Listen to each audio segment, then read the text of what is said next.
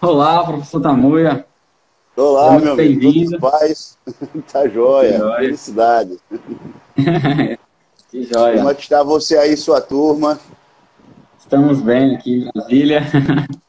Todo mundo Hoje a gente bem? está tudo bem, tudo ótimo. Hoje o pessoal Muito está bem. aí, já estamos com 74 pessoas aí, 72 agora. Pessoal, envia aí para mais amigos, manda para o direct, clica nesse aviãozinho, manda para os amigos, manda em grupos. Fala, pessoal, está começando uma live agora sobre intervenções clínicas em casos de ansiedade, utilizando a análise do comportamento como abordagem, tá joia? E nós estamos aqui com o professor Tamuia, tá? Então eu vou pedir para que a gente começar, professor. Você gosta de ser chamado de professor, de Tamuia, de Gerson? Como é que você gosta de ser Tanto apresentado? faz, tanto faz. Eu atendo por todos, Atende por todos, viu? né? Então eu vou pedir para você se apresentar para o pessoal que está aqui acompanhando a gente, pode ser? Tá joia, tranquilo. Eu sou Gerson, sou professor aqui da Universidade Federal de Alagoas, conhecido também como Tamuia, porque é o meu nome indígena, e já trabalho com análise do comportamento há 2 décadas, digamos assim, um pouco mais de 2 décadas, porque desde a época de minha graduação aí, na década de 90, que eu já entrei interessado em aprofundar a análise do comportamento e fui desenvolvendo todos os estudos e todos os trabalhos dentro da análise do comportamento, né? Aqui em Alagoas não havia um grupo, um núcleo, a gente foi desenvolvendo esse núcleo também aqui. Hoje a gente já tem uma, digamos assim, uma estrutura relativamente forte. E o trabalho continua aí de expansão da análise do comportamento. Sei que muitos alunos meus já lhe procuraram, inclusive, para fazer a formação online que você apresenta. E aí é um Sim. prazer enorme agora estar aqui com você para a gente falar um pouquinho do trabalho que a gente desenvolve aqui. Excelente, excelente. Muito bom. Pessoal, eu costumo não me apresentar porque você já me conhece, mas eu sou Alisson Alencar, sou psicólogo, sou analista comportamental clínico. Não tenho essa carga que o professor Tamuia tem de experiência de mais de 20 anos, mas eu estou aqui lutando também para me aperfeiçoar na análise de comportamento, expandir a nossa ciência no Brasil.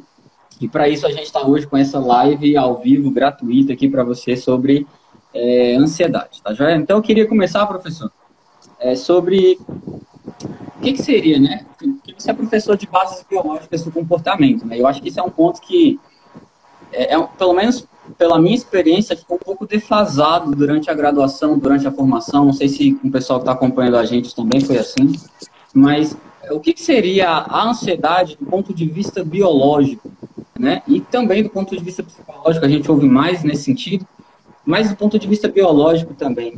Do que se trata a ansiedade? Uma resposta bem curta seria altos níveis de serotonina, desequilíbrio, na verdade, de serotonina, que às vezes eleva, às vezes baixa, e depende muito também de onde essa serotonina está circulando. Nas áreas mais primitivas, ela funciona como ansiolítico, por incrível que pareça, a serotonina. Nas áreas já intermediárias do cérebro, ela vai funcionar como ansiogênica, não é? Mas ela precisa estar presente sem a presença da dopamina. Então, e níveis também elevados de norepinefrina. Então, isso vai criar a condição que a gente chama biológica de ansiedade.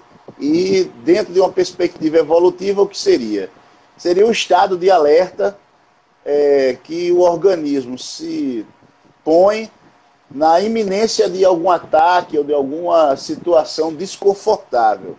Eu sei que algumas pessoas provavelmente irão perguntar em algum momento sobre, mas e quando eu fico ansioso porque um namorado ou uma namorada, alguém que eu queria muito, me fez o convite, e aí é uma coisa boa que vai acontecer, por que eu fico ansioso, né?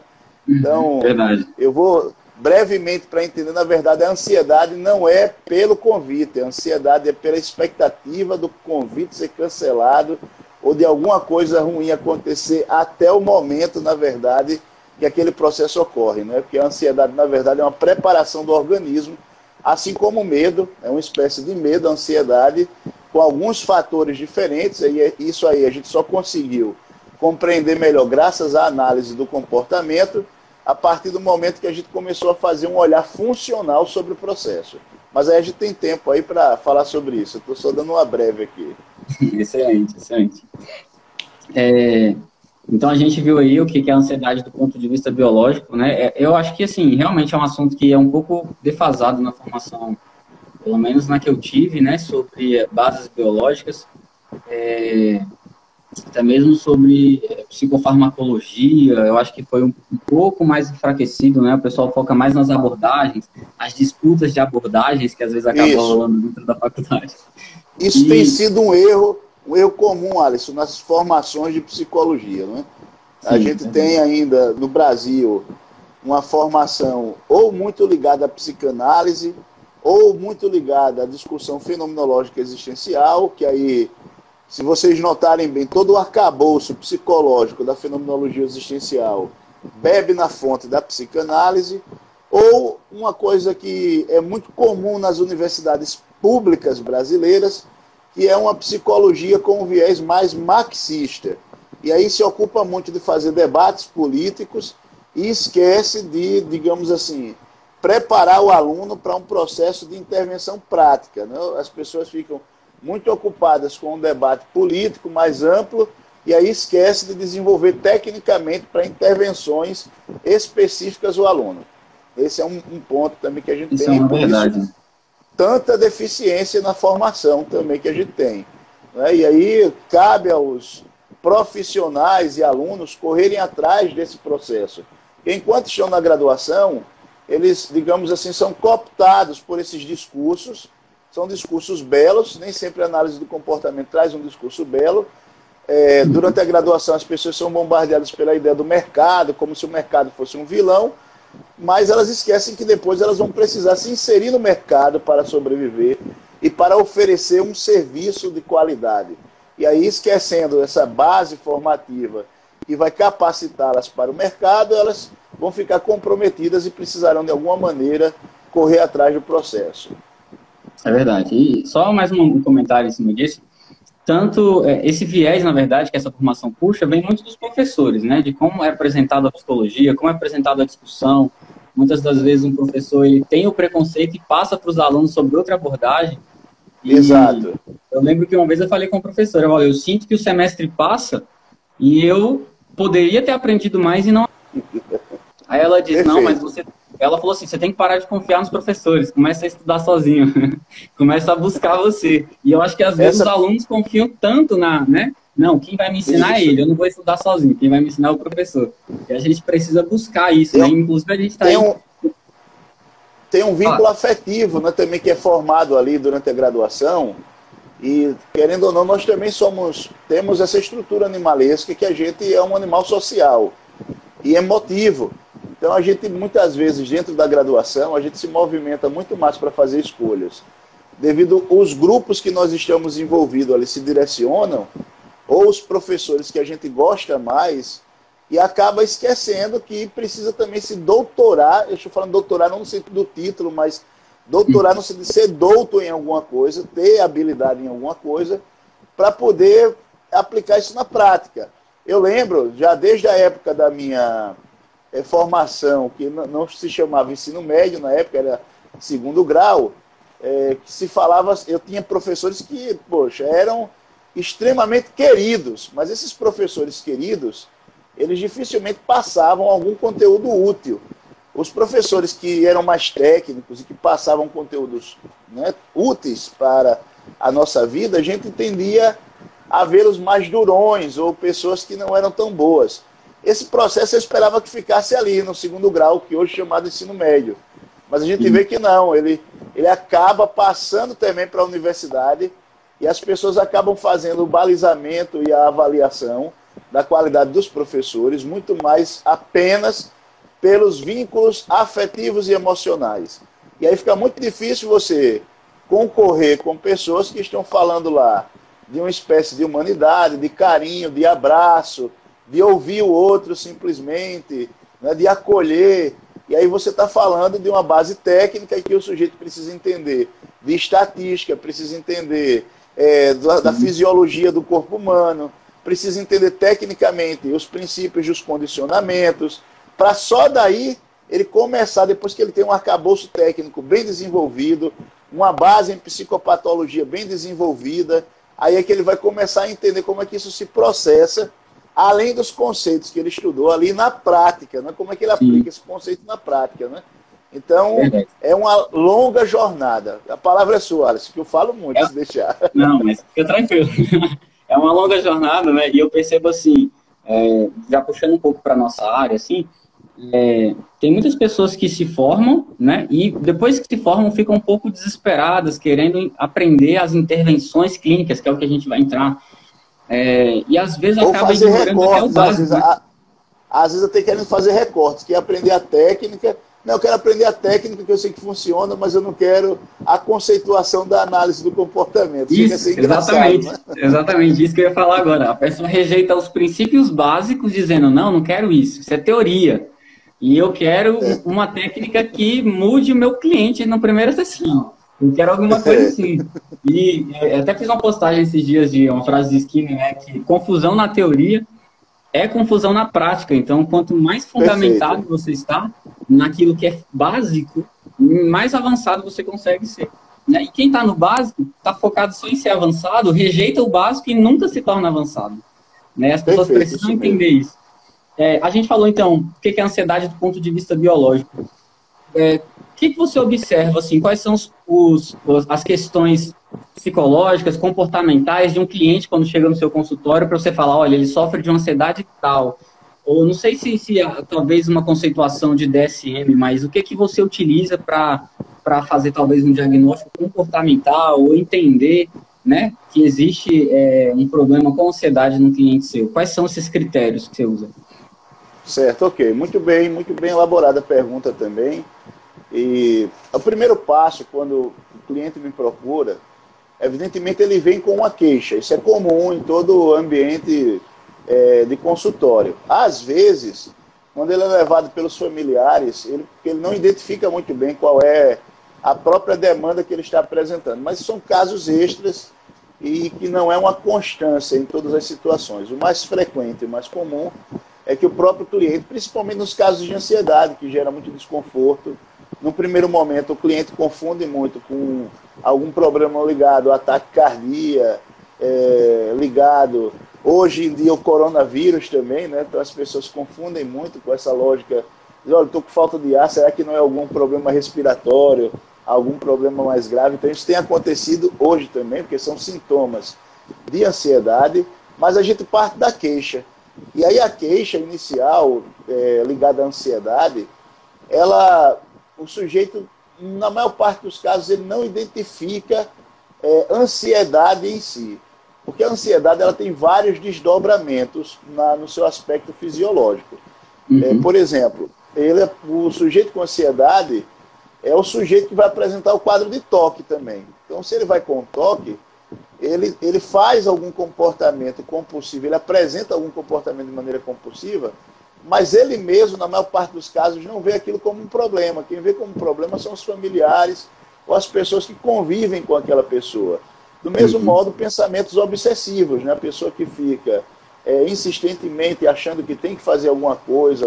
E aí é importante a gente frisar que tanto nesses comportamentos compulsivos como nos pensamentos, que a gente chama o processo obsessivo, eles são movimentados por reforçamento negativo, ou seja, geralmente a pessoa quer evitar alguma tragédia, alguma coisa danosa para si, algum aversivo, e aí nem sempre isso é discriminado de uma maneira consciente. Eu estou falando da gente enquanto terapeuta, a gente tem que entender isso, certo? Isso não é um entendimento do paciente. O paciente está ali porque, olha, os meus familiares estão reclamando muito, está dizendo que eu tomo muitos banhos por dia, por exemplo, entendeu? Mas eu sinto calor, eu sinto necessidade de tomar banho. Esse é o argumento do paciente. Dizem que eu olho muito a porta, se está fechada ou não, fico olhando com frequência.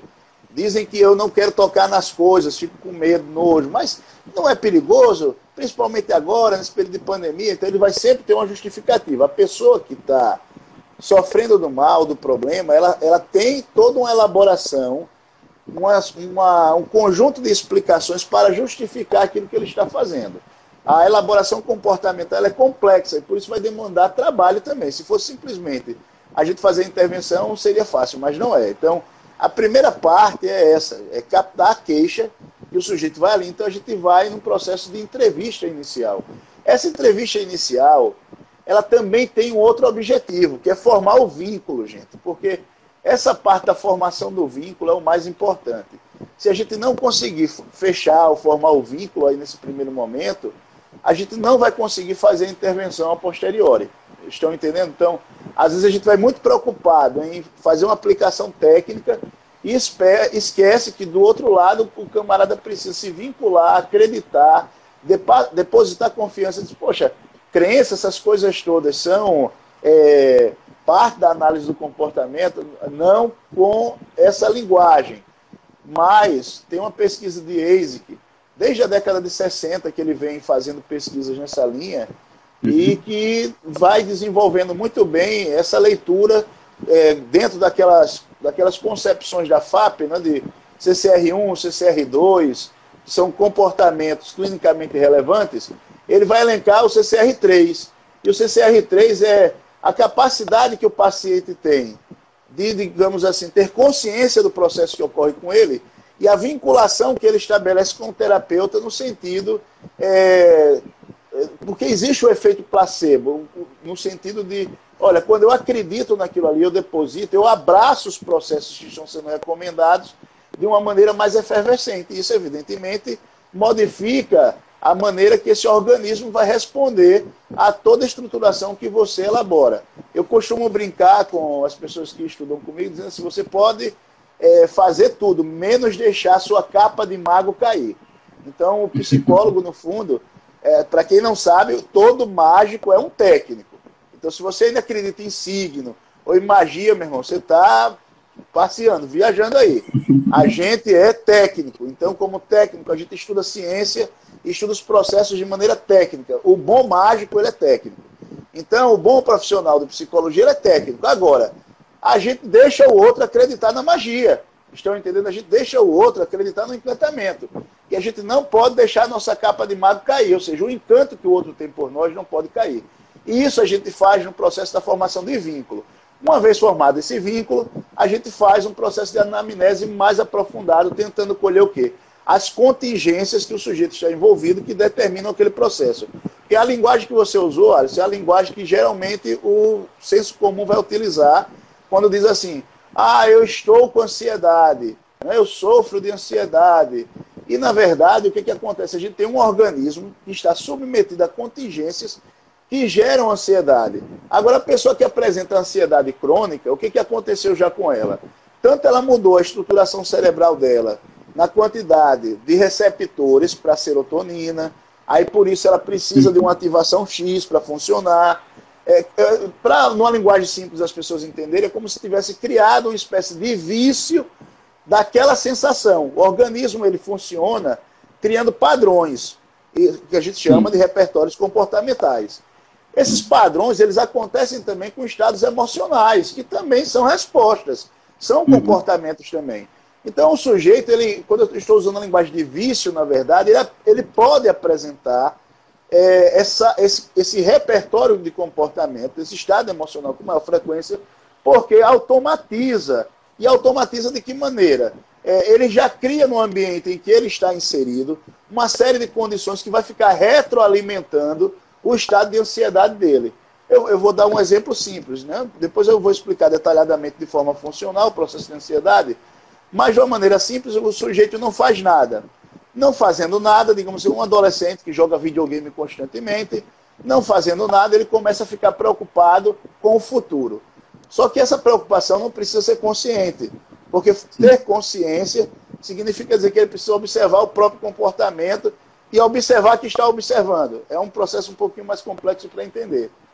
Mas uma parte do cérebro dele calcula que ele não está desenvolvendo um conjunto de habilidades suficiente para a vida posterior dele. E isso começa a criar uma autoleitura de que esse sujeito não é plenamente competente para enfrentar os acontecimentos que virão naturalmente na vida dele.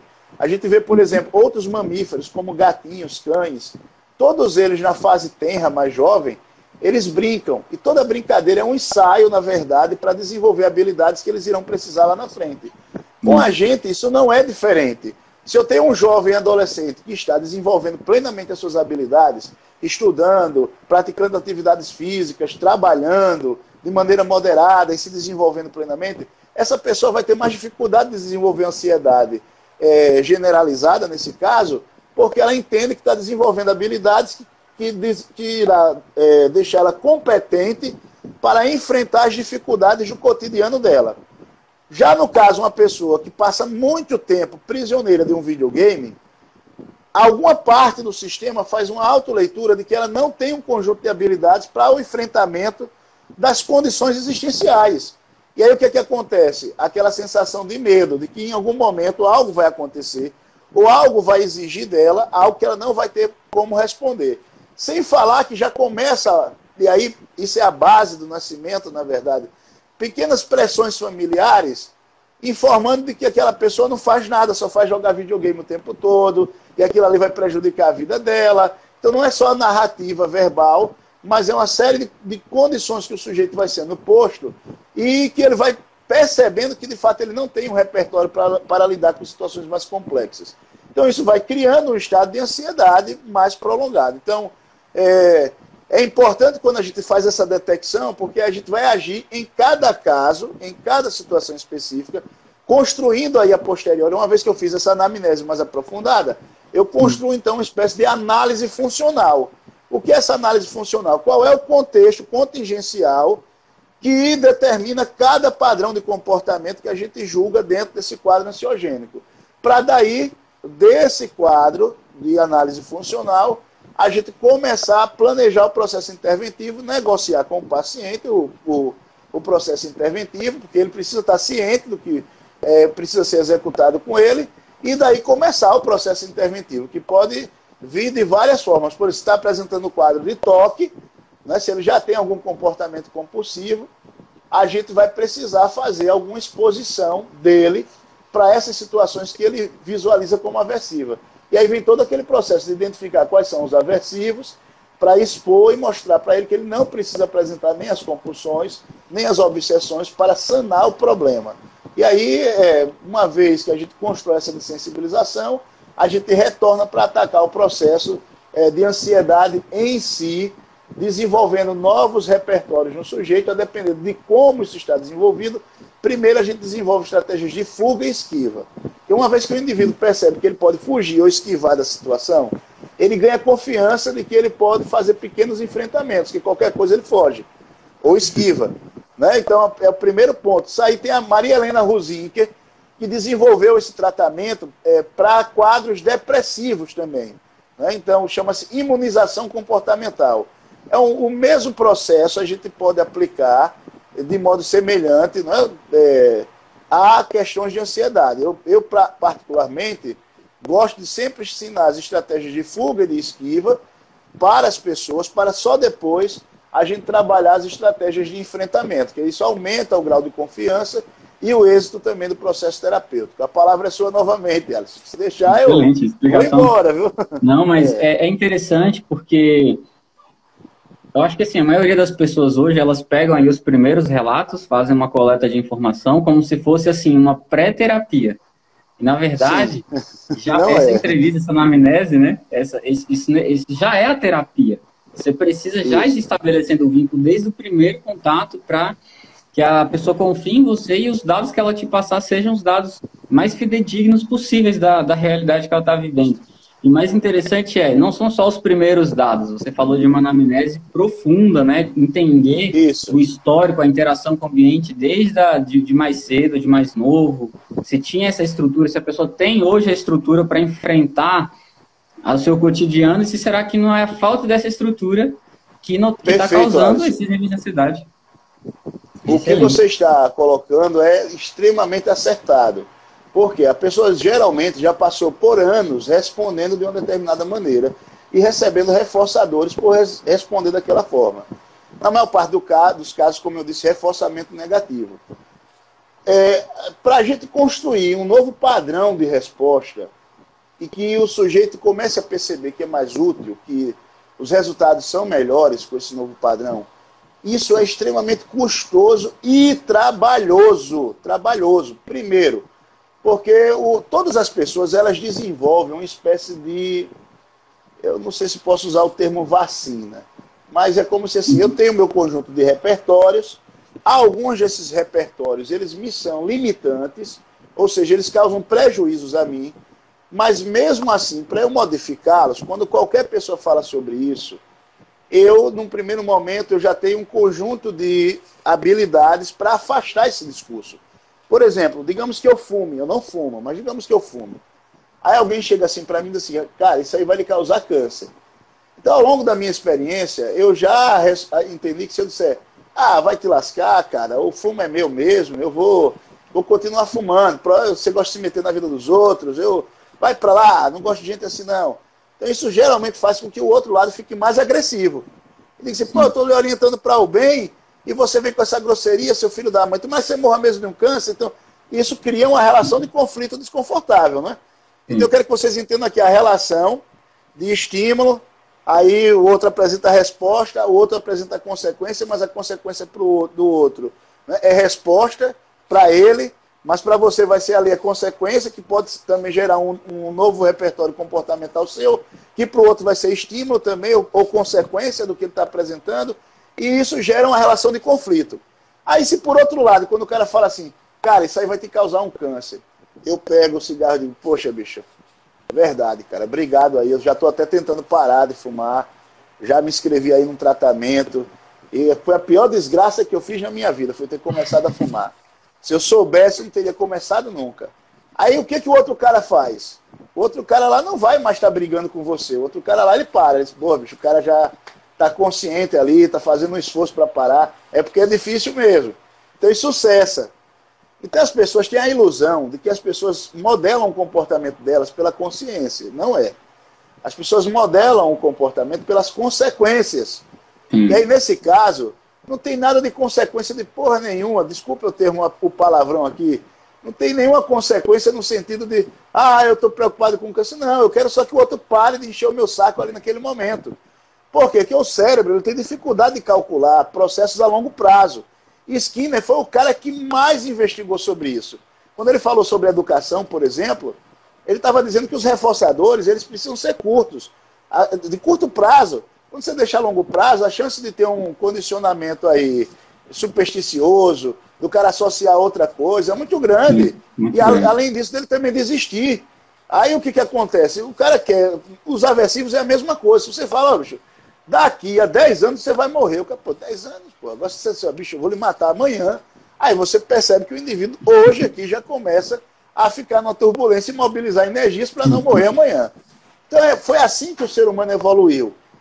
Veja, a gente não tem como separar muito o que fala-se de ontogênese, de filogênese, de cultura. Esses processos eles estão interligados. Porque o homem do passado, a ontogênese, o processo de aprendizagem, ele ocorre graças à estrutura filogenética que nós temos. Então o homem do passado, se ele ficasse preocupado somente com o futuro, ele não comia hoje, ele não lutava hoje, e aí morreria. Então foi pensando no hoje, no imediato, que ele conseguiu garantir a sobrevivência. Por isso que nós, por aprendizagem, conseguimos elaborar o futuro a longo prazo. Mas, naturalmente, a gente foca muito no presente. Então, o cara que está lá sendo atormentado pelo outro que quer fumar, né, ou que, desculpe, quer inibir o seu fumo, ele fala muito mais assim, pelo imediato, bicho, obrigado aí e tal, não sei o quê. Então, ele cria uma espécie de vacina, mas não é vacina contra o cigarro, por isso que eu estava ressabiado em usar esse termo. Ele cria uma espécie de habilidade para afastar o outro que apresenta aversivo aos comportamentos que ele tem como padrão. Então isso acontece em uma classe muito ampla de comportamentos que a gente apresenta. Todos nós temos um conjunto de repertórios simplesmente para nos defendermos, para defendermos os repertórios que nós já montamos. E aí vem mais um agravante. Assim, professor, mas se eu suprimo os reforçadores, isso aí não vai ser suficiente para o indivíduo diminuir ou parar esses comportamentos? A gente tem que entender que esses comportamentos eles já foram reforçados durante muitos anos. Então não é porque o sujeito sofreu um aversivo em um momentinho específico que ele vai parar de fazer aquilo. Ele tem um padrão montado, estruturado. E esse padrão, sobre o ponto de vista biológico, Alisson, é construção de circuito nervoso mesmo. Então eu posso dizer, é como se o cérebro dele estivesse calibrado com grandes rodovias para ir simplesmente para respostas que afetam e que aumentam o quadro de ansiedade dele. No caso de ansiedade, que é o que nós estamos falando aqui. Tá certo? Sim, a resistência à extinção, no caso, é muito grande, né? E Exato, talvez exato. vai ser muito, a variabilidade topográfica aumenta, ele vai responder cada vez mais, e para parar mesmo é muito difícil, ainda mais se forem muitos anos na escala. Né? Exato. E os padrões, nesses casos da ansiedade, quase sempre são montados por reforço negativo. Ou seja, o cara tem Sim. medo de que alguma coisa aconteça. Por isso ele faz aquilo para evitar. Então, o reforçador não é um prêmio que ele recebe como um reforço positivo. Então, o cara, cada vez que ele... Um exemplo, ele vai apertar na mão do cara. Aí quando ele chega perto, assim, eu vou tirar a mão, que pode ser que esse cara tenha algum vírus ou alguma bactéria que seja nociva. Aí ele tira a mão.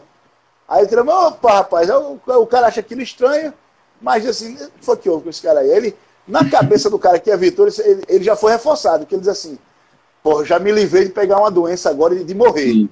Entendeu? Sim. Então o organismo, pelo reforço negativo, ele não precisa que o evento ambiental, ou seja, o ambiente que eu estou falando aqui, externo ao organismo, ocorra de uma maneira muito concreta. Que ele cria, na verdade, esse sistema de que ele evitou um aversivo. Por ter evitado o aversivo, ele sobreviveu. Então isso é suficiente para gerar um processo de reforço. Isso é complexo pra caramba, eu sei, mas Sim, é assim que funciona no caso humano.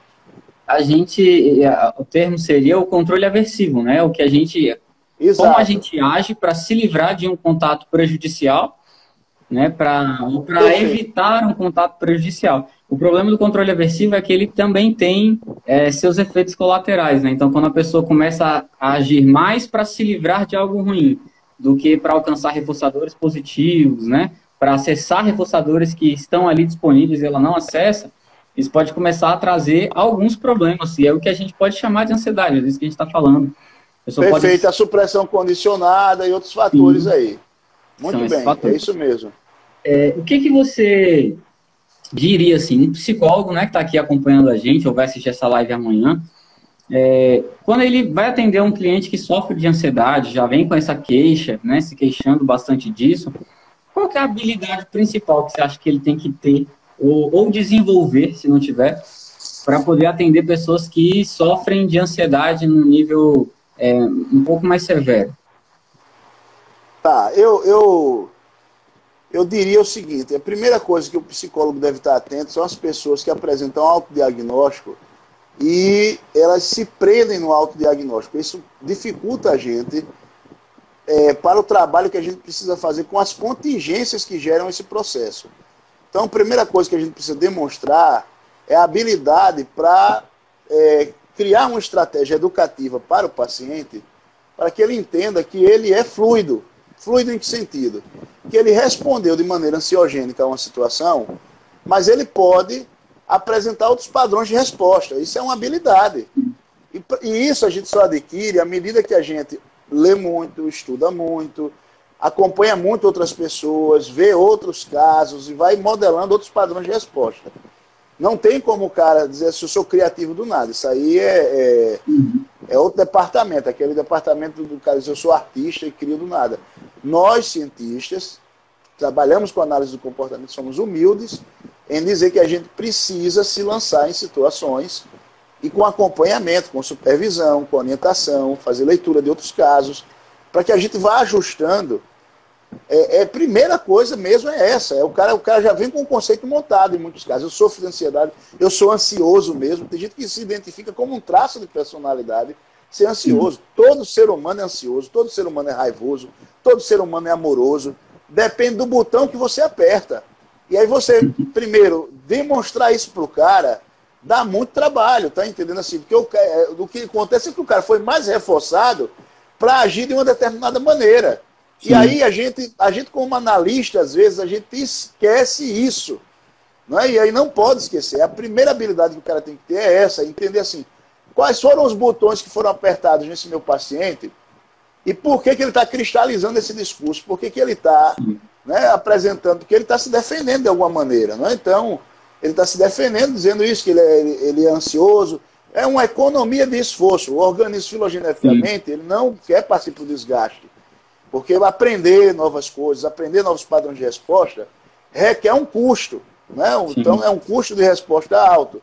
Então a gente tem que mobilizar o cara para dizer o seguinte, olha, bicho, e aí é um assunto delicado. Por quê? Porque a gente tem que ter a habilidade de, como habilidade de vendedor, dizer assim, olha, o médico faz isso o tempo todo, diz, olha, o remédio está aqui. Se você não quer tomar o remédio, o seu quadro vai piorar e você vai adoecer. O cara fica com medo, cara, pô, o remédio é a salvação, cara. Então a gente não tem, às vezes, essa habilidade de mostrar para o sujeito, cara, você vai viver com ansiedade? Tudo bem, você vai conseguir ver, mas vai ser uma vida desgraçada que você vai ter. Descrever a contingência, né? Exato, entendeu? Se o cara precisa entender que aquela condição que ele está inserido, embora ele consiga sobreviver, porque tem muita gente que vem com discussão, eu sempre vivi assim, vou continuar vivendo. E aí a gente tem que deixar claro que, bicho, você vai continuar vivendo, mas existem vidas melhores, e você pode alcançar esse patamar. Então tem que alimentar a esperança, a gente tem que saber dar esperança com a mão e demonstrar que a condição que o sujeito está ali é uma condição degradante ou ruim para ele, e que vai levar ele a quadros piores, porque a ansiedade leva a um desgaste ferrenho do organismo. Ferrenho em todos os sentidos, porque ela joga o organismo num estado de catabolismo constante. E aí o que acontece? É cabelo branco, é ruga, quando não o bendito toque que aparece, é insônia. Há muitos quadros de insônia que as pessoas apresentam, Alisson. Não é, na verdade, o insônia, porque eu tenho insônia, é ansiedade, o cara sofre de ansiedade. E em épocas primitivas, como é que o cara ia, olha, a tribo tal vai lhe atacar, aí o cara ia dormir? Ele não podia dormir, ele tinha que ficar acordado. Então o aviso de que alguma coisa ruim vai acontecer deixa o sujeito em alerta. Agora, qual é o grande problema? Que as pessoas não conseguem analisar funcionalmente a ansiedade. Então a primeira coisa é essa, é saber fazer essa leitura do paciente, que ele quer apresentar a ansiedade, às vezes, como um traço de personalidade, não pode isso, então ele tem que quebrar e mostrar que o ser humano é fluido, fluido no sentido de que a gente é movimento, que a gente aprende, a gente depende do que é acionado na gente, e que a gente pode aprender um padrão de resposta diferente. Uma vez que ele conseguiu trabalhar isso no paciente, aí ele tem que fazer, de fato, a análise funcional, porque não adianta ele, eu vou partir para fazer a análise funcional do sujeito, e o cara não está convencido de que pode haver uma mudança nele, nem ele quer essa mudança. Então é uma questão de habilidade mesmo que o sujeito precisa ter de convencer negociação até, né? Exato. E como o ser humano é mágico e é fantástico justamente por ser fluido, por ser constante aprendizagem. Eu vou dar um exemplo, assim, quando a gente lida com crianças, uma das queixas maiores dos pais é dizer, doutor, o senhor quer que tudo que meu filho faça de útil, eu premie ele, eu reforce ele. Eles usam essa linguagem, né? E aí, como é que fica? Isso não é certo, eu quero que ele faça por fazer. Eu digo, veja bem, eu entendo o que o senhor está colocando, e o seu filho tem uma consciência do que é certo e pronto. Mas o que o senhor acha de trabalhar o mês inteiro e não receber? O que o senhor acha de abraçar sua esposa e não ser beijado pela sua esposa? De fazer carinho, de fazer tudo e não ser retribuído? Isso é ruim, mas não é isso que eu estou falando, não, é a mesma coisa. E aí eu tento demonstrar para o camarada que a relação de troca que o organismo estabelece, ela é constante. E o que está acontecendo com o filho é que o filho é pequeno, e aí ele não consegue identificar esses fatores de troca no ambiente. E o nosso papel enquanto educador, enquanto pai, enquanto professor, seja o que for, é explicar que o universo é troca. Então, algumas pessoas são espertas e estabelecem sistemas de troca injustos, né? E aí, quanto antes o cara vai aprendendo a lidar com esse sistema de troca, que a natureza é troca, a vida é troca, os seres humanos vivem numa relação de troca, mais competente ele se torna também para ingressar nessa lógica de vida, né? Então, sim, é muito importante. Isso é análise do comportamento. São os fatores de intercâmbio que a gente estabelece o tempo todo. E aí a gente vai partir para justamente essa relação com o paciente lá, que no primeiro momento ele, poxa, quer dizer que eu não sou ansioso, não é a minha essência que é ansiosa. De fato não é, você responde de maneira ansiogênica, porque tem um conjunto de coisas que você se relaciona e a maneira que você emite as suas respostas que acaba ampliando esse padrão que você possui. E se você quiser fazer exercício, né, de uma maneira de responder diferente, você pode ter resultados, inclusive, melhores para a sua vida. Eu costumo dizer sempre que o que leva uma pessoa ao sucesso, a ficar rico, ganhar muito dinheiro, é ela mesma e os próprios repertórios de comportamento que ela vai estabelecendo. Lógico que tem fator ambiental, do intercâmbio e sim, as condições favoráveis, né? Mas quanto mais perspicaz ela for para estar selecionando os melhores comportamentos na relação com o ambiente que exija dela, mais ela avança e mais ela progride na vida dela. Então é muito importante a gente estar atento a essa dinâmica. Se Sim, quando você faltou fala assim, responder alguma coisa num detalhe maior, pode questionar aí que eu vou respondendo.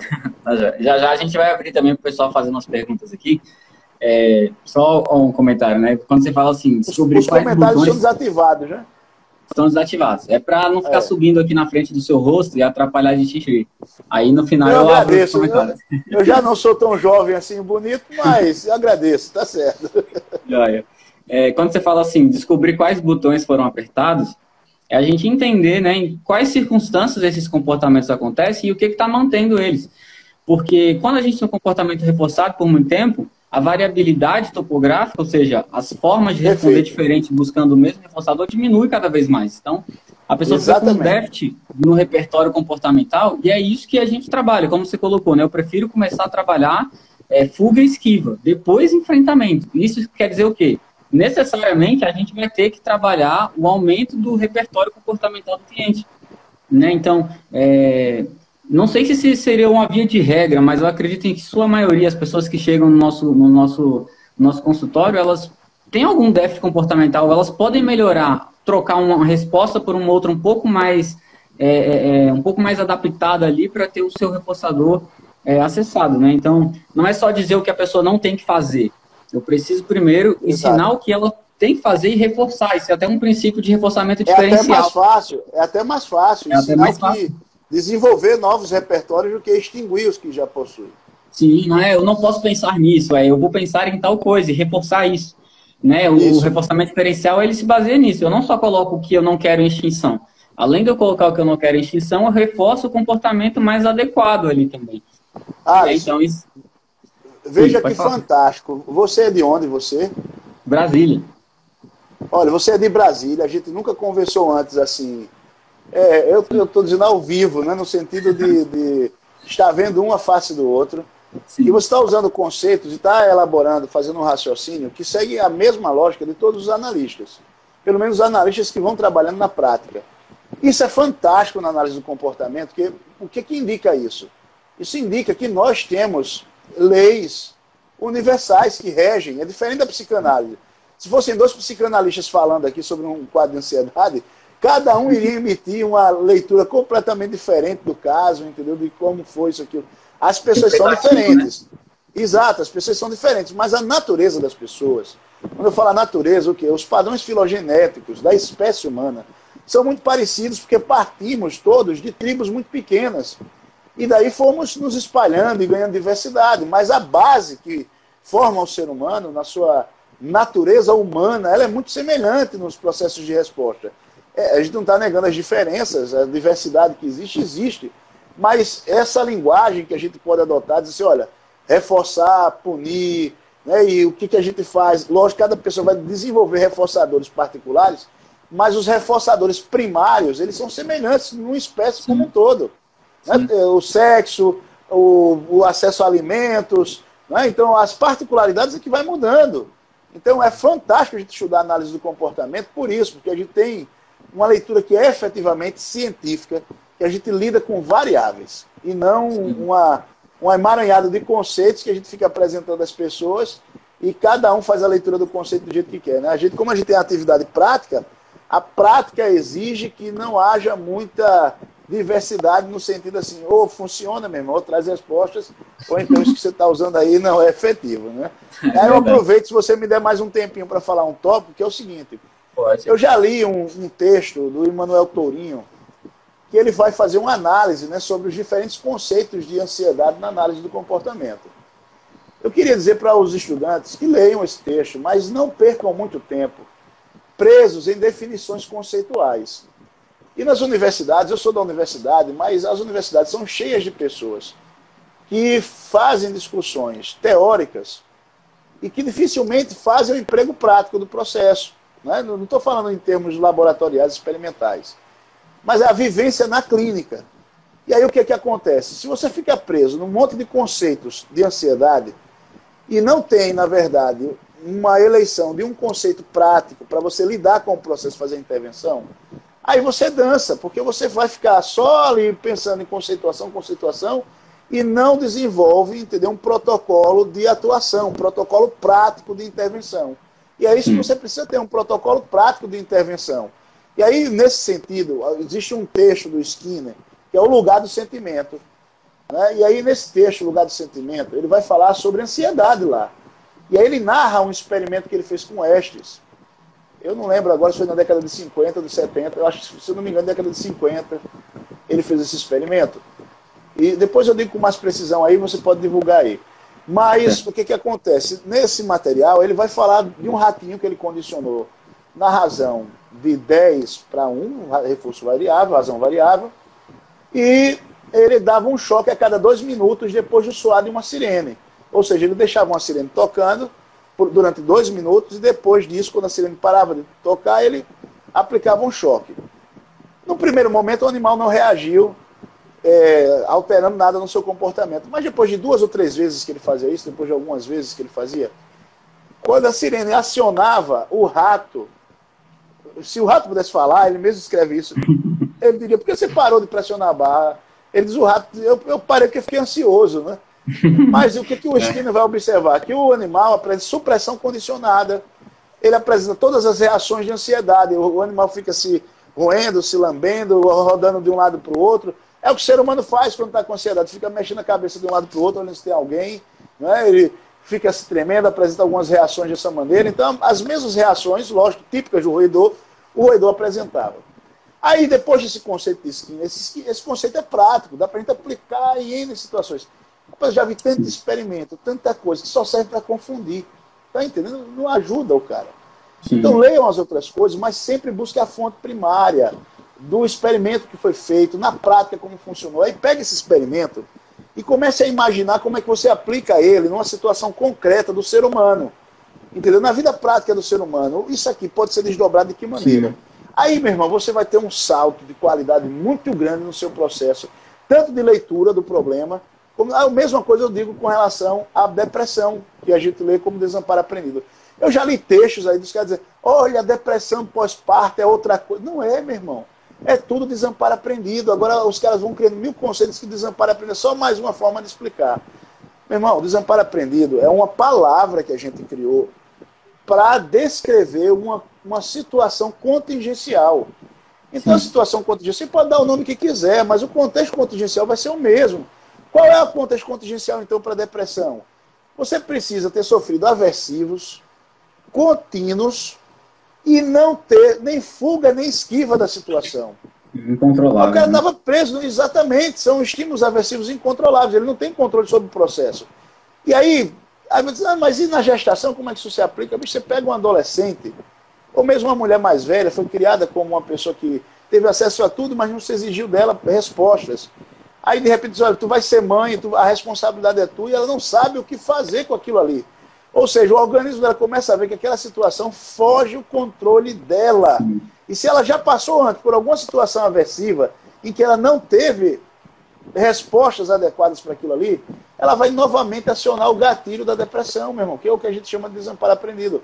Agora, se você ficar preso só nos livros conceituais, aí você vai ver 1000 conceitos para isso, 1000 explicações diferentes. No lugar de aprender, você sai com aquela sensação assim, cara, não estou entendendo mais nada. Então, leiam sempre os primeiros experimentos, leiam sempre como os primeiros pensadores queriam desenvolver o processo e só depois vai avançando os mais recentes, tá certo? Porque os mais recentes têm coisas que são, na verdade, não contribuem muito. Às vezes são verdadeiras loucuras, devaneio. Tá bom? A gente precisa realmente... eu ia até falar isso mais no início da aula, eu acabei não comentando. A gente entende, as pessoas passam pelos conceitos, e eu falei assim, né, quer focar logo no avançado e esquece os conceitos, né? Mas quanto mais você trouxer para o seu dia a dia, não é eu sou analista do comportamento só dentro da clínica, não. Eu sou analista, eu tenho essa visão, né? Eu entendo. Quanto menos termos mentalistas você utiliza no sentido de conseguir se treinar a exercer esse olhar analítico funcional, melhor para você. Seja no seu cotidiano, seja no seu relacionamento com a sua esposa, com seus filhos. Quanto mais treino você fizer nesse olhar, dessa interpretação, dentro do consultório vai ser mais simples, vai ficar cada vez mais fácil. Enquanto seu cliente estiver falando, você já vai ali a análise funcional rolando na sua mente já. Você já vai entendendo Exato. o que está acontecendo. Não é parei tudo para depois fazer uma anotação, para fazer o cálculo, ver o que vai dar. Não é assim, né? E Então a até gente pode precisa usar o termo treinar. mentalista, desde que saiba o que está falando, Sim. a partir de Como um modelo metáfora, explicativo sim. funcional. Você tem que ter um Sim. modelo explicativo funcional, prático, e aí você pode usar, eu uso o termo mentalista pra caramba. Deixa os mentalistas ficar com raiva. Se os analistas quiserem ficar com raiva, também fique.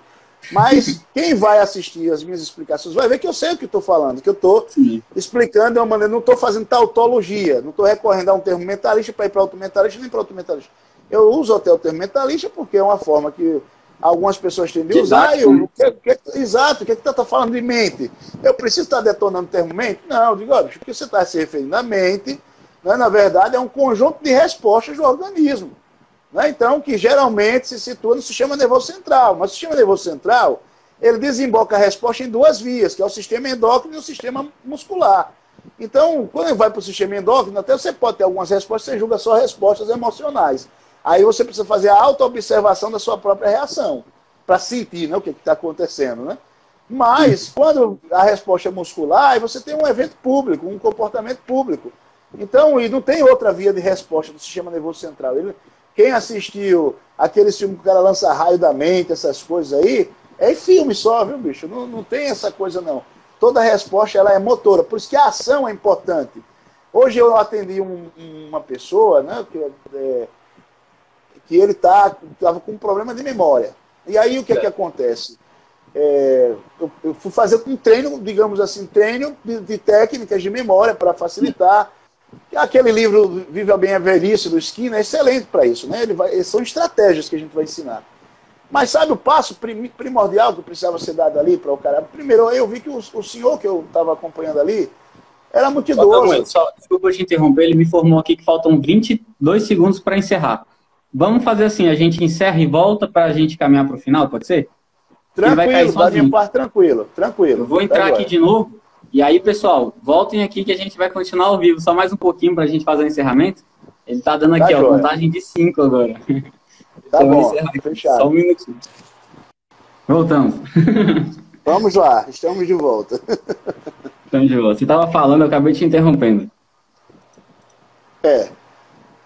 Mas eu acho que ficou claro ali, né, que a gente estava falando sobre o processo de ansiedade. Me recorde aí onde foi que a gente parou, porque eu acabei também dando uma... Eu acabei ficando preocupado aqui, eu fiquei até ansioso, porque ia acabar. Então vamos esperar a pergunta aí do público aí, ver se sai alguma coisa aí. Vamos voltar. Né, antes de eu passar para eles, eu queria te fazer uma última pergunta. Ok. Você estava falando a respeito do caso de problemas com memória, né? Que você tava... eu lembrei agora, pronto, você falou sobre isso, eu lembrei agora, que era falando de problema de memória, tá vendo?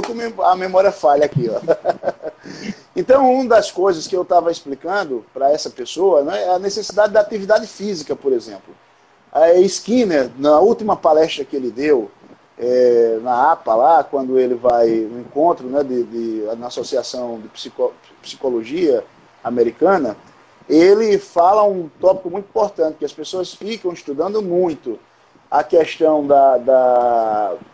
do cérebro, e fica achando que o cérebro é tudo, né? E o cérebro é uma parte do organismo.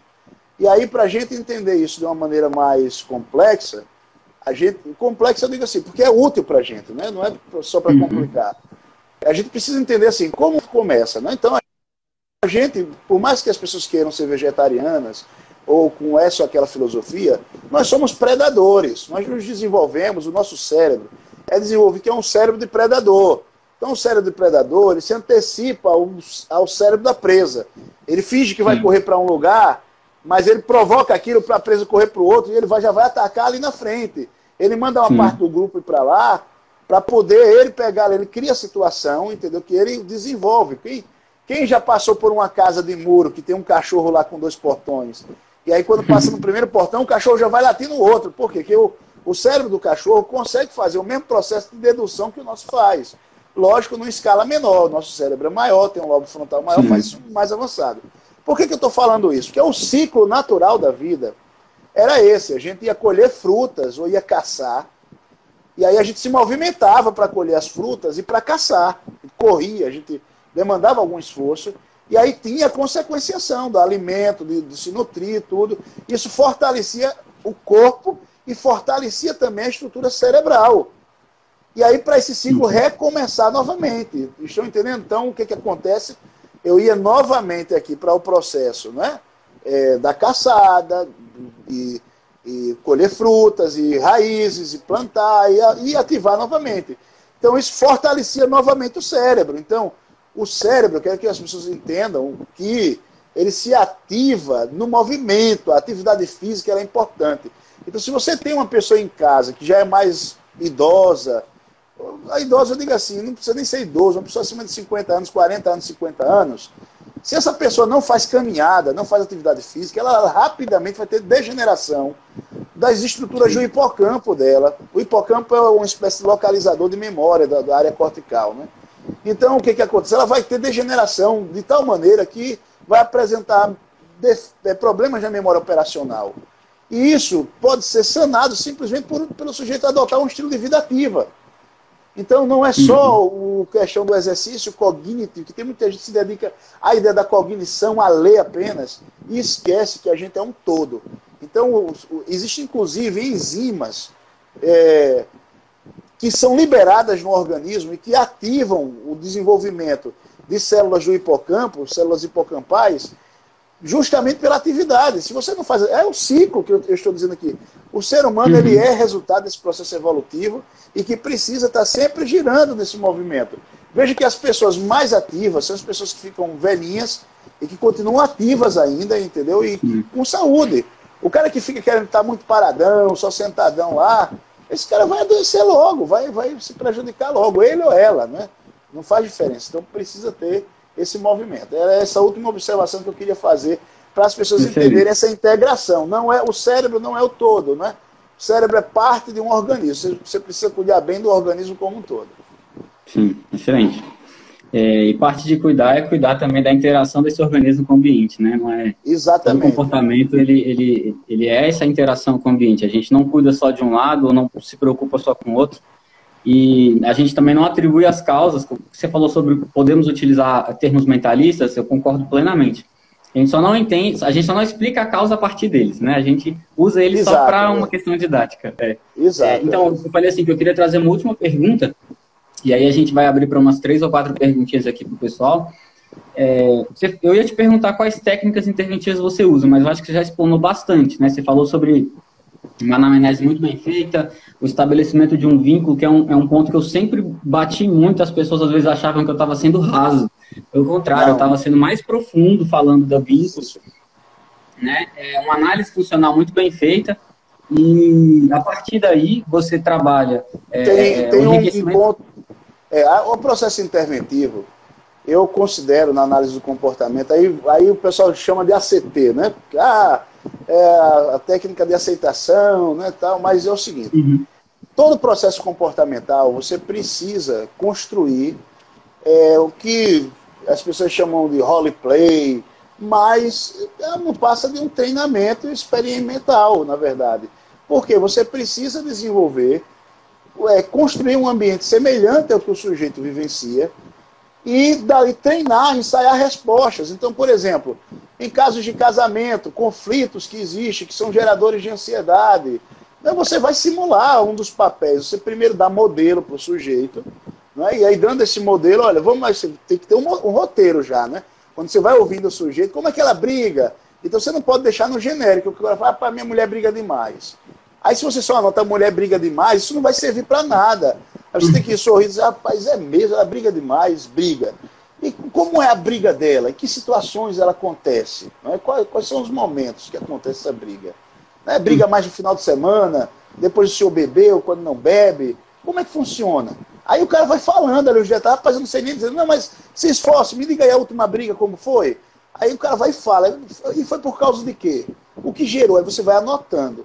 Inclusive as palavras que o outro usa, porque você vai precisar simular essas situações com essa pessoa depois. Você não desenvolve. Gente, o processo é o mesmo em todo lugar. Você vai treinar luta. Vamos lá, você vai treinar karatê.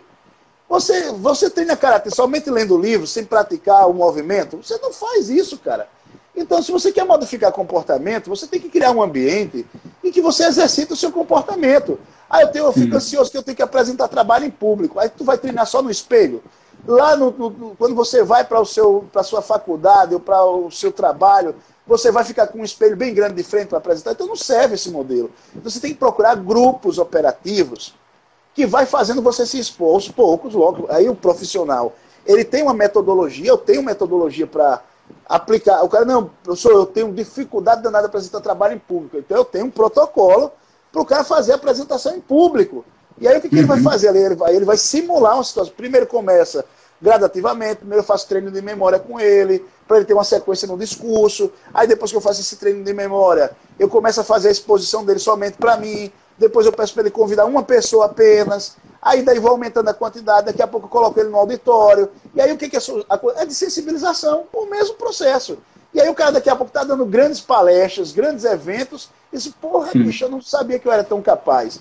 Aí a mesma coisa é a briga. Por que o cara briga? A primeira coisa que eu tenho que ensinar as pessoas. Por que vocês brigam?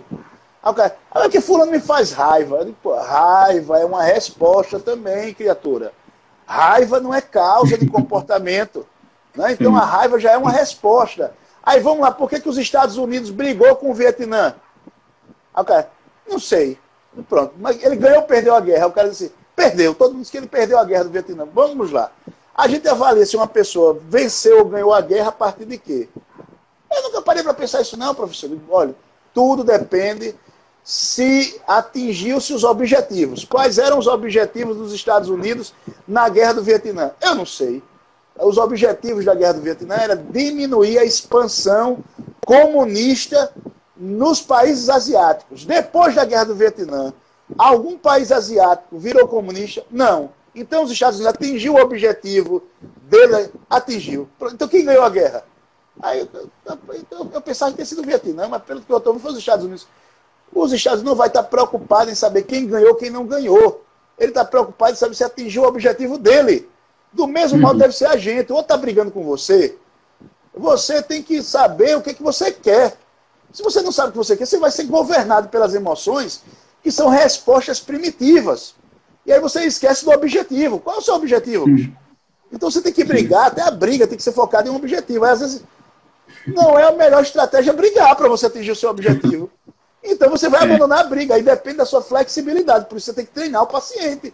O paciente está habituado a brigar. E brigando ele não atinge o objetivo dele. Aí vem cá, meu irmão. Não é brigando nesse caso. Você tem que saber desenvolver a habilidade de outra maneira. Dar outro padrão de resposta. Às vezes elogiando. Bicho, valeu, é isso mesmo. Você está certo. Entendeu? E aí você vai lá e consegue de outra maneira.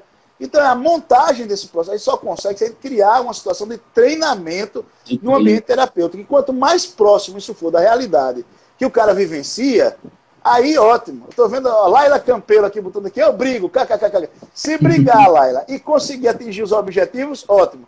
Se brigar for só para se desmantelar, não serve. E você tem jeito de ser muito inteligente para estar brigando só para se desmantelar, tá certo? Valeu. E da mesma forma, Tamuia, que tem esse treino, né, dentro do consultório com o cliente, o terapeuta que quer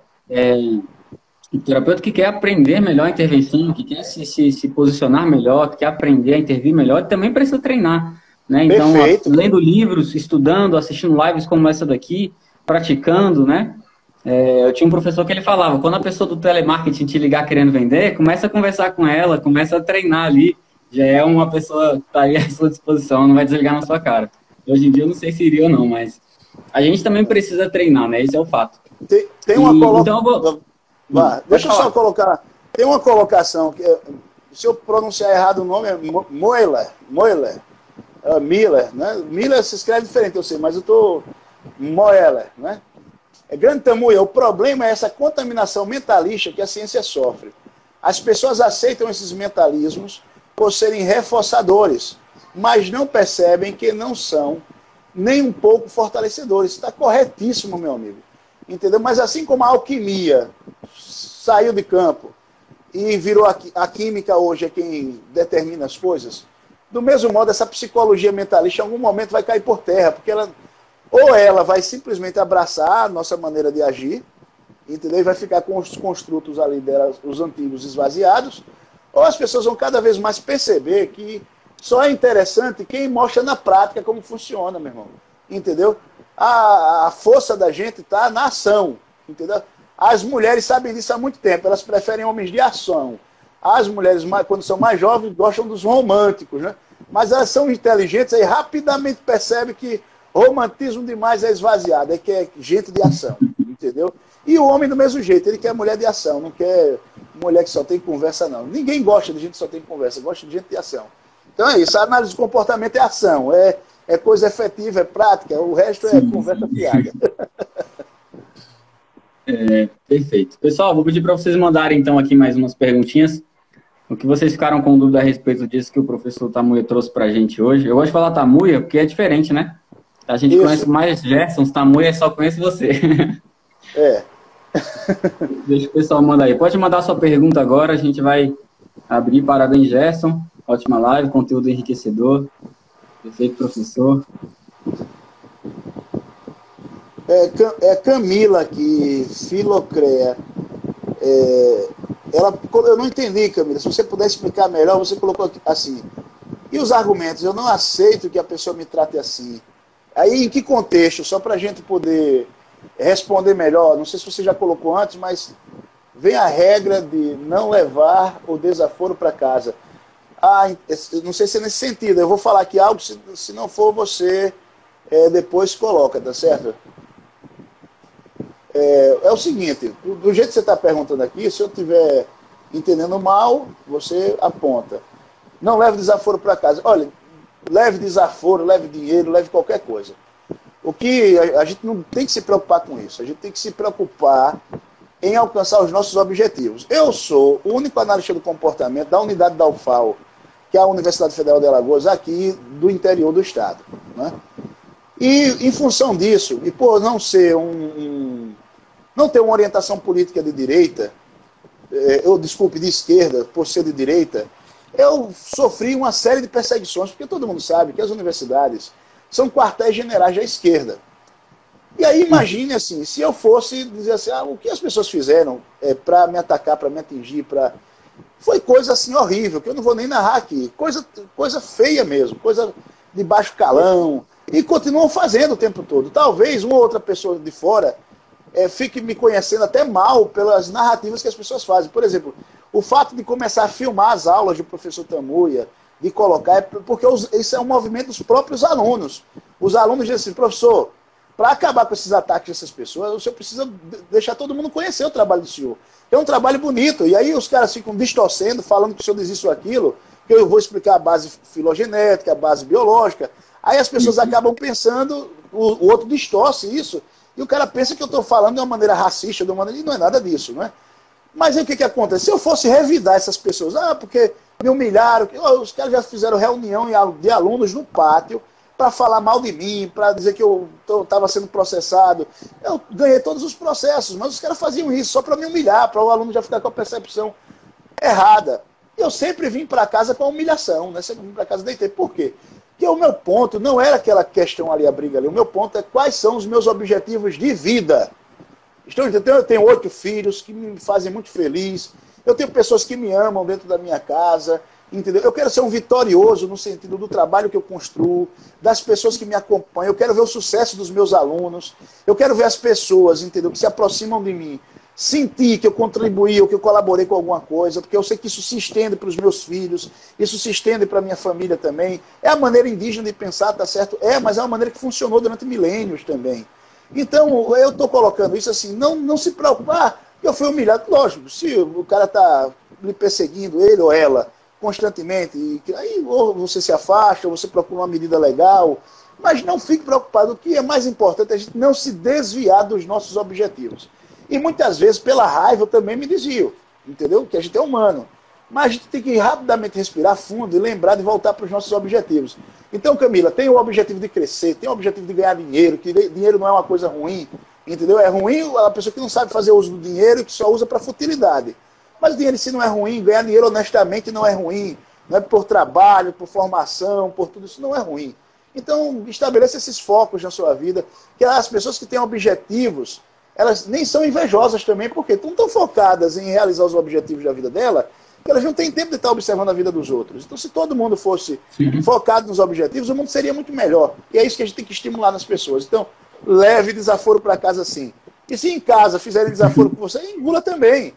Não se perca nos seus objetivos. Se você casou com alguém, tem o objetivo de ser feliz, e a pessoa está no momento dela de turbulência, exercite a assertividade. Em algum momento mais calmo, vai lá conversar, olha, desse jeito, vai terminar prejudicando a relação, não é bom que seja assim. E se um momento outro você também tiver mordido do maribondo, como diz a história, aí você também solta os cachorros ali, mas como você age com assertividade sempre, o outro vai ter uma tolerância também.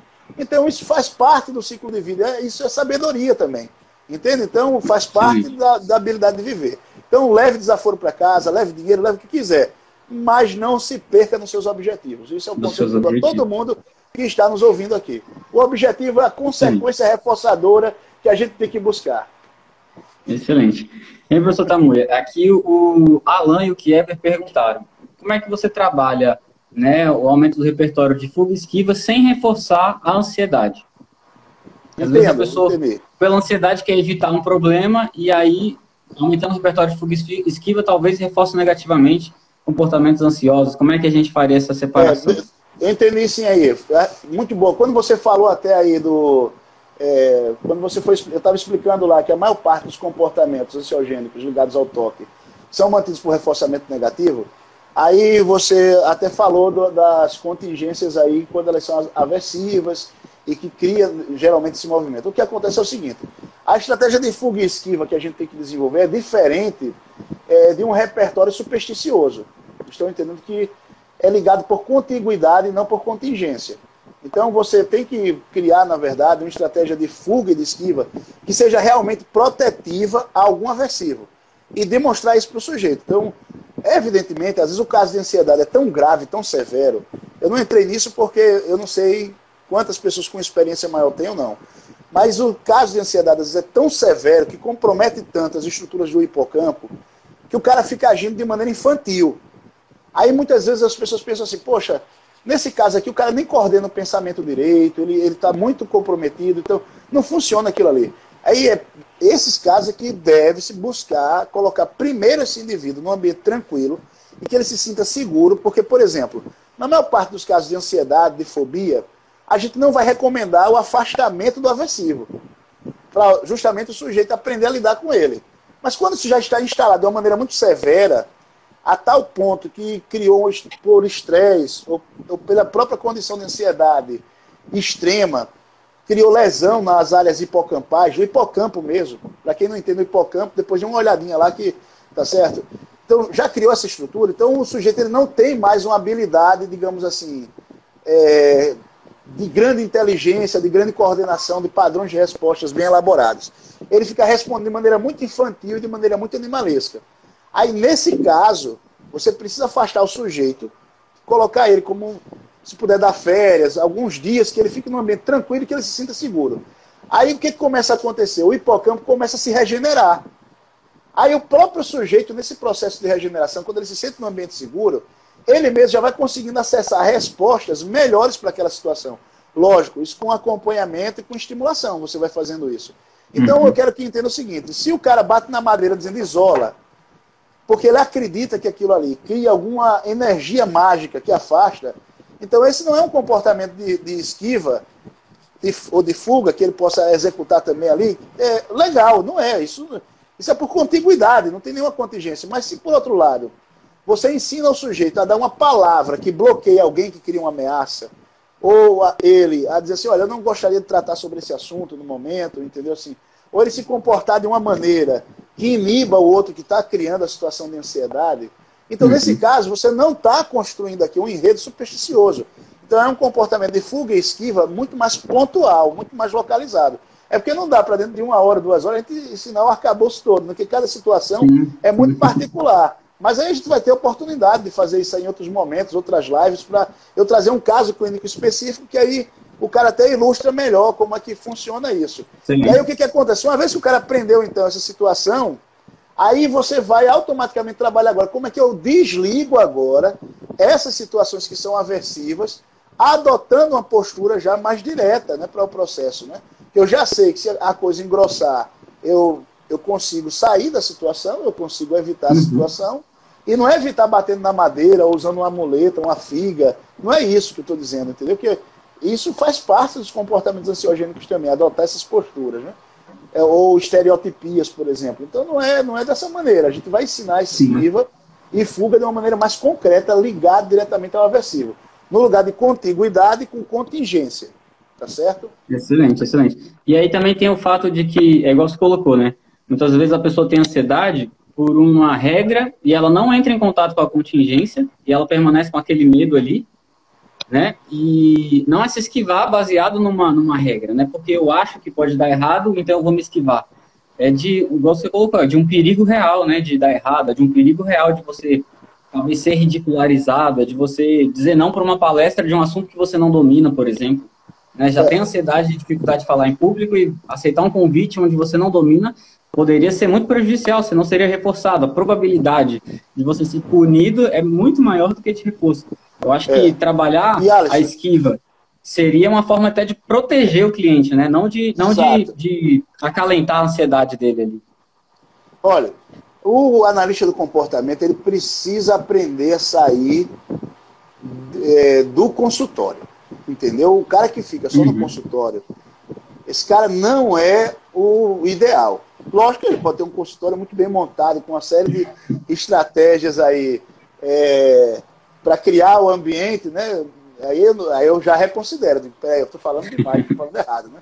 Mas o que eu quero dizer é o seguinte, por exemplo, o cara está comportamentos governados por regra aí, no sentido de só se esquivar de aversivos. Bicho, coloca o cara para aprender a jogar capoeira. Aí o cara, pô, capoeira? Isso é capoeira, bicho. O cara vai aprender o seguinte, é uma coisa básica que você vai usar, a generalização de comportamento. Né? Aquilo que ele aprende lá, você vai puxar para cá. De que maneira? Por exemplo, se o cara vai para capoeira, no primeiro dia, ele desiste, ele não vai aprender capoeira. Se ele vai para lá, na primeira rasteira, na primeira pancada que ele leva, ele desiste, ele também não vai aprender. Mas se ele vai aprendendo, que é tomando pancada, tomando queda, ele vai continuando, ele vai se desenvolver, fica muito fácil a gente generalizar depois isso aqui para outros contextos da vida dele. Estão entendendo? Agora, você não pode jogar ele em qualquer capoeira, você tem que acompanhar o cara, porque senão ele chegar lá, ele toma um pau, desiste e adota o mesmo padrão que ele já vem adotando em vários outros segmentos da vida dele. Né? Então, tudo você tem que estar acompanhando para poder dizer, olha, bicho, é importante esse processo de enfrentamento, né? E você ir ali de não desistir, de persistir. Porque, minha gente, a gente se torna bom naquilo que a gente vai persistindo ao longo da vida da gente, é aquilo que a gente persevera, e a gente vai ganhando repertório. E aí, ganhando esses repertórios, a gente vai ganhando mais habilidade, mais traquejo, para lidar com a situação. Então, é importante que o terapeuta comportamental, ele saia do ambiente do consultório, ele entenda a dinâmica de várias atividades fora que ele pode lançar o sujeito. Está entendendo? Desde o limpar com uma enxada, uma atividade, a fazer uma arte marcial, uma natação. Não é só esporte, não. É qualquer coisa que o cara faça. Você pode criar uma estratégia de generalização para ele refletir a partir daquilo, o contexto existencial dele, ele tirar lições daquilo ali, para ele aplicar aquele mesmo modelo que ele usava ali em outros segmentos. Então o cara é bom em alguma coisa, você pega aquilo que ele é bom e vai reforçando para ele usar aquela habilidade em outros segmentos. É assim que funciona. Sim. Processo de generalização operante mesmo. E para a gente concluir, porque senão daqui a pouco a gente entra para a terceira hora. Eu queria a última pergunta aqui, ó, da Kênia Macedo. É possível, né, como trabalhar a ansiedade sem o acompanhamento psiquiátrico? Depende do grau de ansiedade. Se o grau de ansiedade for muito severo, como o que eu narrei aqui, por exemplo, a ponto de já estar infantilizando o sujeito nas respostas, com graves problemas de memória, então é muito importante você ter um psiquiatra de sua confiança também, que consiga compreender o seu trabalho, mas para isso é uma construção, gente. Você tem que mostrar que tem um protocolo de ação, aí o psiquiatra também passa a confiar em você, e ele começa a ter um diálogo utilizando a mesma linguagem. Aí, nesse caso, sim, é importante usar, você tem um psiquiatra ali que dê o suporte. Agora, o que não pode é o que acontece na maior parte dos casos. Quando a coisa complica, dificulta, diz, isso não é meu caso não, o psicólogo não lida com isso não, isso aí é caso do psiquiatra. Não, meu amigo. Tem nada a ver, você psicólogo é para lidar com casos sérios também, casos severos, que a gente vai estar. Olha, se o cara tiver comprometimento severo do sistema nervoso central, ainda assim a gente consegue desenvolver repertórios de comportamento, é só você levantar o bumbum da cadeira e começar a pensar. Tem um livro excelente, um livro antigo, do Woolley e Malott, que é um livro que fala sobre aprendizagens operantes em diferentes situações. Algumas das situações que ele usa não seriam vistas de uma maneira muito ética hoje, mas procurem lá, eu vou digitar aqui depois, quando abrir os comentários, para o pessoal ver como é que se escreve lá o Wallen e Malott, né, para poder ter acesso a esse material, procurar, que é fácil de achar e vai dar aí uma série de repertórios para o sujeito lidar com o contexto. Então, não pensem que é só com o psiquiatra, mas o psiquiatra, quando é um psiquiatra bem formado, que entende o papel do analista do comportamento, é extremamente útil trabalhar em parceria com ele. Excelente. Então, só resumindo aí, né, depende do nível de ansiedade, depende do caso, você trabalhar o caso primeiro. Casos leves de ansiedade, não há necessidade de você fazer encaminhamento psiquiátrico de forma alguma. É só o trabalho mesmo ali de formação de vínculo, ensinar os repertórios e vida que segue, como diz a história, né? Perfeito. O pessoal está pedindo aí uma referência, se você tiver alguma referência bibliográfica sobre psicologia evolutiva, nesse sentido. Inclusive o comentário está aberto. Se você quiser digitar aí para o pessoal, fica à vontade. O pessoal sempre me pede, mas não há um livro de analista do comportamento escrito falando sobre psicologia evolutiva. Assim, não há. O que a gente tem? A gente tem o Steve Pink que desce o pau na análise do comportamento. Aí, às vezes, eu mando o cara ler Steve Pink, aí o cara vai e fica com raiva da análise do comportamento, porque ele acredita no que o Steve Pink está falando. Eu queria dizer que o que o Steve Pink escreve relativo à psicologia evolutiva é massa. O que ele fala sobre análise do comportamento, ele não sabe nada. Ele erra tudo, ele é um charlatão nesse sentido. Aí é perigoso por conta disso, mas pode ler o Steve Pink, é uma ótima referência, tá certo? Mas tem outros livros que vão falar assim, de maneira evolutiva, numa linguagem diferente, mas aí cabe ao sujeito fazer essa adaptação. Eu estou trabalhando no material que eu espero terminar antes dessa quarentena, um e-bookzinho que vou estar divulgando aí, que pelo menos vai servir para nortear. Mas enquanto esse meu e-book não ficar pronto, eu vou estar recomendando que as pessoas leiam Harari, as pessoas leiam Richard Dawkins, são ótimos referenciais para as pessoas entenderem como é que funciona a dinâmica de resposta humana. E aí tem um livro também excelente, que é de Krebs, com K, Krebs e Davis, chamado Introdução à Ecologia Comportamental. Introdução à Ecologia Comportamental. Aí lá as pessoas vão ter o contato, provavelmente pela primeira vez, com o TFO, que é a Teoria do Forrageamento Ótimo. É importantíssimo aprender esse conceito e entender que o custo de resposta das ações, né, a economia de esforço que a gente faz, ela tem um impacto muito grande e é muito negligenciada pela maior parte dos analistas do comportamento. Então, eu recomendaria essa leitura aí do Introdução à Ecologia Comportamental de Krebs, né, com no final BS só, Krebs e Davis, certo? Introdução à Ecologia Comportamental. É um livro excelente que vai esclarecer bastante. Aí daí vocês vão fazendo a ponte, perturbando o Alisson, perturbando a mim. Quando a gente tiver um tempo, a gente responde. Senão, também, se a gente der tudo, acaba também. Aí a gente perde a importância na vida, né? Aí tem que ser um pouco importante, deixar o pessoal perturbar a gente. E aí, gente, eu vou pedir agora para vocês 3 coisas, então, para a gente encerrar. Primeiro, eu quero agradecer.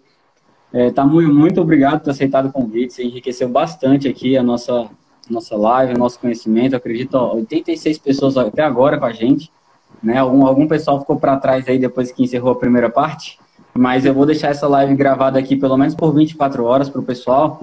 E aí eu queria pedir para o pessoal 3 coisinhas aqui. Primeiro, que você siga o professor Tamuia. Eu acho que é @professor Tamuia mesmo, né? Professor Tamuia. @professor Tamuia. Siga o professor Tamuia, vai lá nas redes sociais, ele tem um trabalho muito legal. A segunda coisa que eu queria pedir para você, entra no link da bio aqui do Psicologia Comportamental 1 e se inscreva.